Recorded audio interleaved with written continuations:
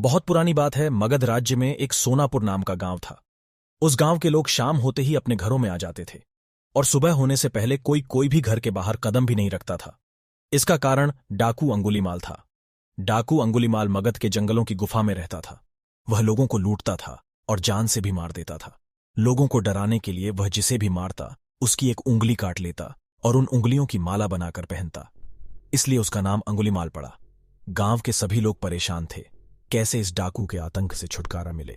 एक दिन गौतम बुद्ध उस गांव में आए। गांव के लोग उनकी आवभगत करने लगे। गौतम बुद्ध ने देखा कि गांव के लोगों में किसी बात को लेकर दहशत फैली है। तब गौतम बुद्ध ने गांव वालों से इसका कारण पूछा। ये सुनते ही गांव वालों ने अंगुलीमाल के आतंक का पूरा किस्सा उन्हें सुनाया। अगले ही दिन गौतम बुद्ध जंगल की तरफ निकल गए। गांव वालों ने उन्हें बहुत रोका, पर वो नहीं माने।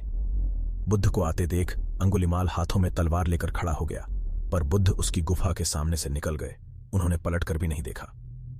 अंगुलीमाल उनके पीछे दौड़ा, पर दिव्य प्रभाव के कारण वो बुद्ध को पकड़ नहीं पा रहा था। थक हार कर उसने कहा, रुको। बुद्ध रुक गए और मुस्कुराकर बोले, मैं तो कब का रुक गया, पर तुम कब ये हिंसा रोकोगे? अंगुलीमाल ने कहा, सन्यासी, तुम्हें मुझसे डर नहीं लगता। सारा मगध मुझसे डरता है। तुम्हारे पास जो भी माल है निकाल दो, वरना जान से हाथ धो बैठोगे। मैं इस राज्य का सबसे शक्तिशाली व्यक्ति हूं। बुद्ध जरा भी नहीं घबराए और बोले, मैं ये कैसे मान लूं कि तुम ही इस राज्य के सबसे शक्तिशाली इंसान हो? तुम्हें यह साबित करके दिखाना होगा। अंगुलीमाल बोला, बताओ कैसे साबित करना होगा? बुद्ध ने कहा, तुम उस पेड़ से 10 पत्तियां तोड़कर लाओ। अंगुलीमाल ने कहा, बस इतनी सी बात, मैं तो पूरा पेड़ उखाड़ सकता हूं। अंगुलीमाल ने 10 पत्तियां तोड़कर ला दी। बुद्ध ने कहा, अब इन पत्तियों को वापस पेड़ पर जाकर लगा दो। अंगुलीमाल ने हैरान होकर कहा, टूटे हुए पत्ते कहीं वापस लगते हैं क्या?